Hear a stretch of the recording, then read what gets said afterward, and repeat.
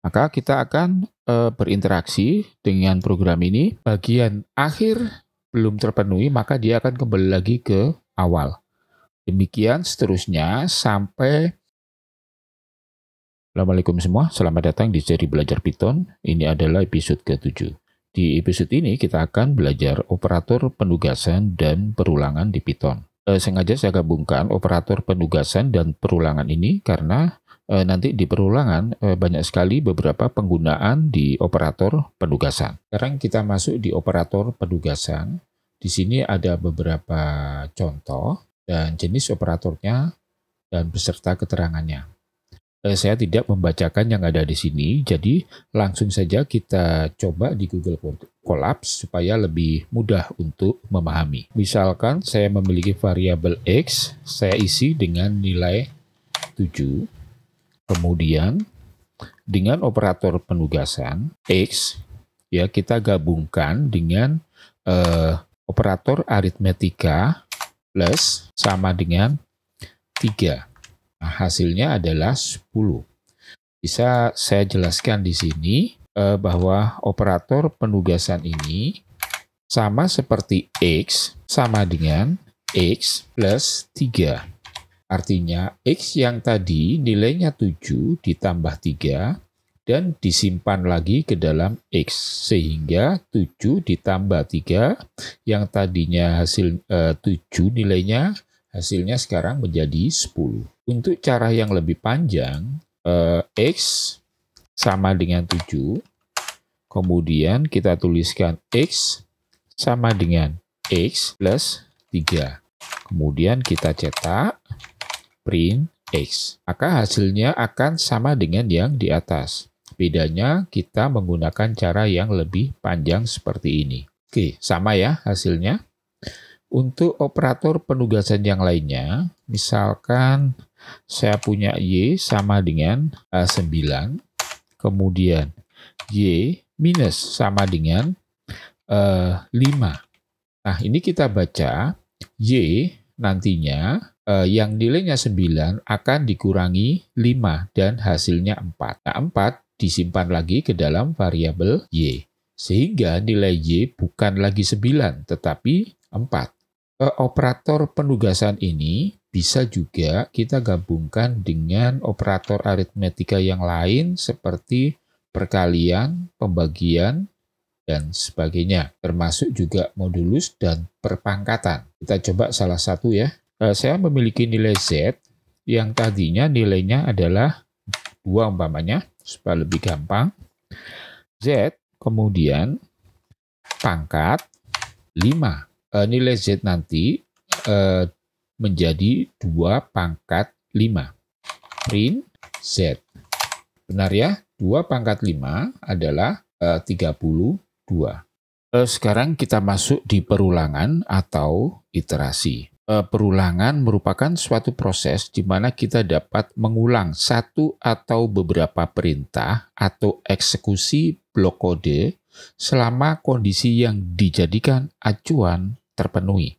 Untuk istilah perulangan, ada beberapa yang menggunakan istilah iterasi, kemudian repetisi atau repetition, kemudian loop. Ketiga istilah itu mengacu proses yang berulang.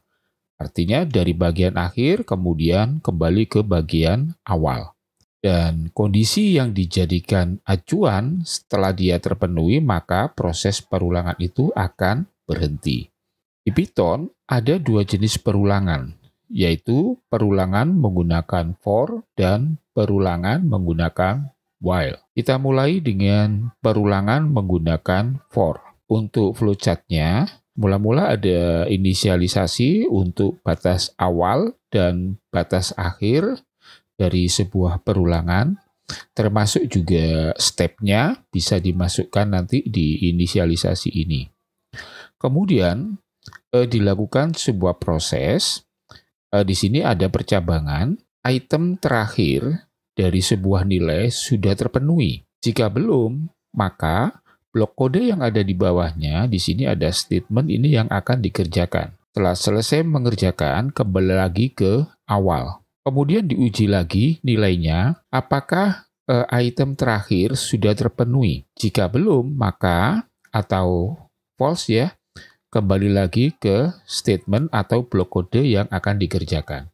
Tetapi jika sudah selesai, keluar dari perulangan ini, exit for loop. Nah, untuk penulisan di Python, proses perulangan bisa dituliskan nanti seperti ini. For variable in square, ya, kemudian statement-statement yang ada di sini yang dikerjakan. Jika bagian akhir belum terpenuhi, maka dia akan kembali lagi ke awal. Demikian seterusnya sampai bagian akhir tercapai. Jika sudah tercapai, maka dia akan keluar dari perulangan ini. Langsung kita coba di Google Colab. Jadi misalkan saya memiliki variabel X, saya beri nilai 10, kemudian for I, variabel yang tadi, in ring ya, jangkauannya X, jangan lupa menggunakan titik 2, kemudian kita cetak hasilnya, print I. Ingat, I yang kita masukkan di sini adalah variabel yang dilakukan untuk proses perulangan ini. Jadi, yang kita masukkan bukan X, karena X hanyalah sebuah rentang. Ya, jadi hasilnya dimulai dari 0 hingga 9.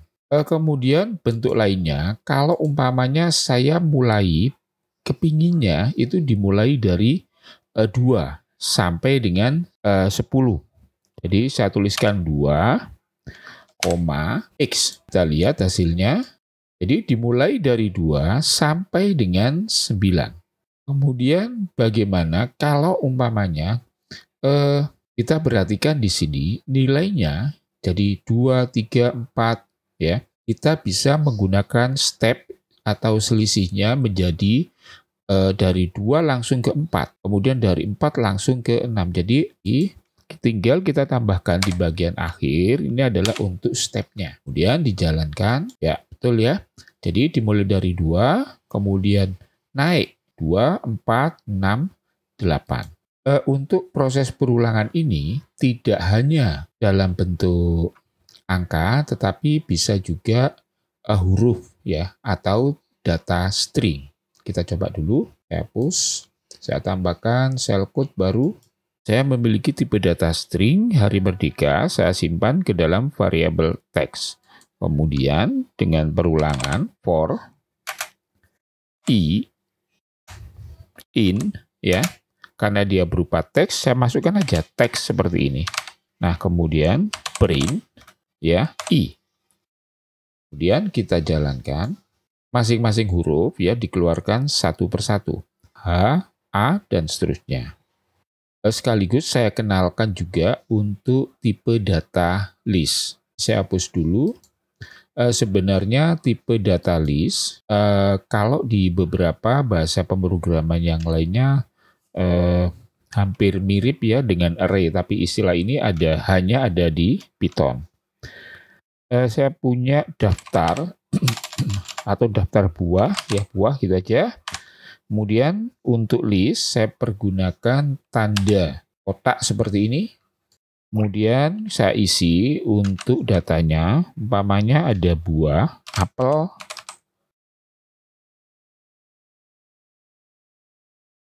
nah kita bisa memanggil data yang ada di list ini.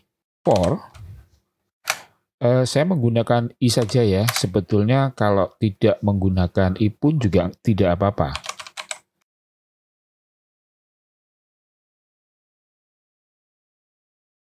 Kita lihat hasilnya. Jadi ditampilkan dari list buah ini, apel, jeruk, kemudian durian, kemudian mangga. Sekarang saya tambahkan contoh untuk tapel. Minuman, bedanya kalau tapel kita menggunakan kurung buka, kurung tutup.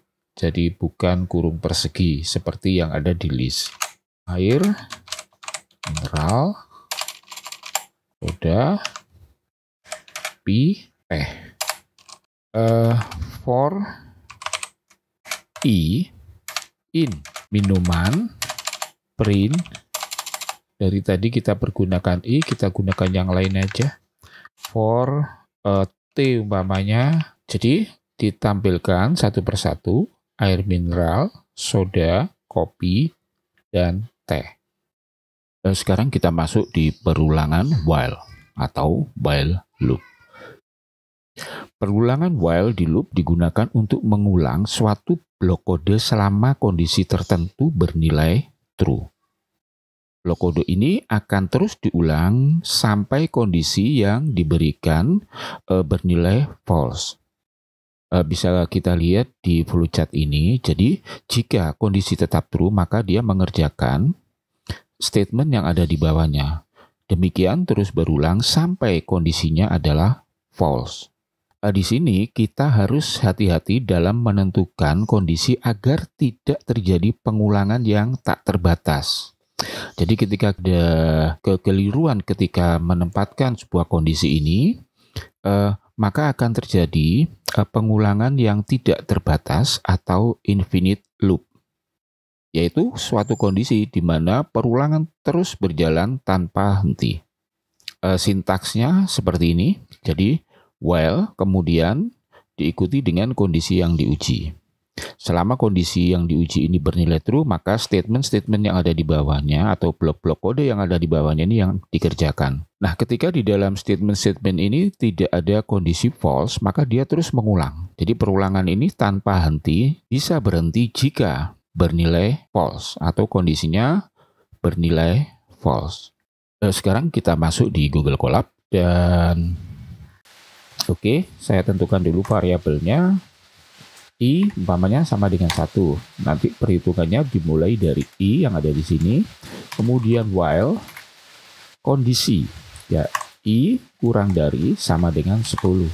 Artinya kerjakan ketika I-nya bernilai di bawah atau sama dengan 10. Kemudian kita cetak nilai I-nya, print I. Nah, sampai di sini kalau kita jalankan, ini akan terjadi infinite loop. Artinya ini akan terus dicetak tanpa henti. Kenapa? Karena I tidak otomatis seperti di for. Kalau for secara otomatis nanti nilainya berubah tambah 1, 1, 1 seperti itu.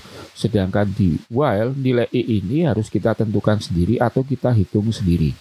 Kita bisa menggunakan operator penugasan I plus sama dengan 1. Artinya nanti nilainya akan naik dari 1, kemudian 2, 3, dan seterusnya. Nah, kalau sudah selesai, kita tampilkan di sini, print, selesai. Jadi, kita run selnya. Oke. Nah, ini terlihat, mula-mula I nilainya 1, kemudian masuk ke dalam while loop, print I dicetak 1, kemudian I-nya ditambah 1 menjadi 2. Ketika I menjadi 2, diuji lagi apakah masih kurang dari atau sama dengan 10. Jika iya, dia memproses print terus sampai ke bawah. Ya, berulang di blok kode ini saja, kemudian ketika mencapai 10, dia masih memproses ya nilai 10-nya di sini. Tetapi ketika di sini, yang tadinya 10 ditambah 1 menjadi 11. Sehingga ketika balik lagi ke atas di proses looping ini, I kurang dari sama dengan 10. Ternyata nilainya adalah false atau bukan lebih kecil atau sama dengan 10. Sehingga dia keluar dari blok kode ini. Kemudian mencetak selesai. Oke, saya tambahkan lagi contoh penggunaan while loop. Umpamanya saya akan menghitung luas persegi panjang, kemudian nanti ada interaksi dengan user apakah akan menghitung lagi atau tidak. Jadi while jawab sama dengan, ingat ini adalah sama dengannya operator pembanding, jadi double sama dengan ya. Ulangi lagi ketika jawabannya adalah Y atau Y-nya huruf kecil. Kemudian kita tentukan variabelnya panjang.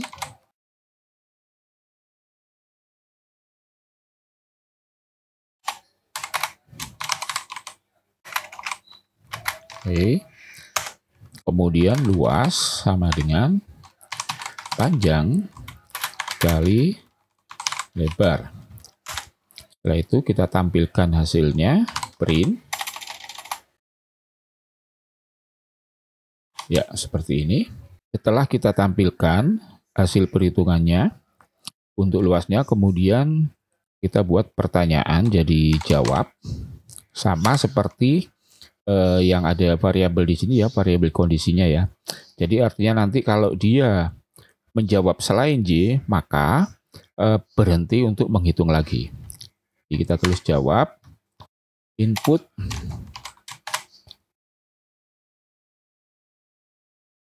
kita buat keterangan di sini, Y atau T, ya atau tidak. Nah, kalau sudah selesai, kita cetak di sini, print, selesai. Jawab kita beri nilai dulu ya.